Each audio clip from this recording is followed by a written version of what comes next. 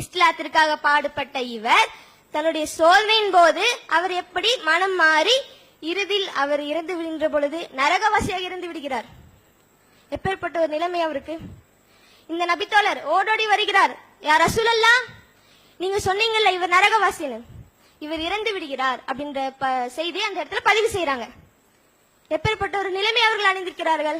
இதனால்தான் நாம் ஒவ்வொரு நாளும் ஒவ்வொரு தொழுகையிலும் நாம் என்ன துவா செய்யக்கூடியவங்களா இருக்கணும்? ரப்பனா, எங்களுடைய இறைவா, லா துஸிக் குலூபனா, எங்களுடைய உள்ளங்களை தடம் புரள செய்து விடாதே, பஹத ஹதைதனா வஹப்லனா, எங்களுக்கு நேர்வழியை காட்டிய பிறகு எங்களுடைய உள்ளங்களை தடம் புரள செய்து விடாதே என்ற துவாவை கேட்கக்கூடியவர்களாக இருக்க வேண்டும். நபிகள் பெருமகனார் ஸல்லல்லாஹு அலைஹி வஸல்லம் அவர்கள் தங்களுடைய வாழ்க்கையில் அதிகமாக ஒரு துவா செய்வார்கள். என்ன துவா தெரியுமா?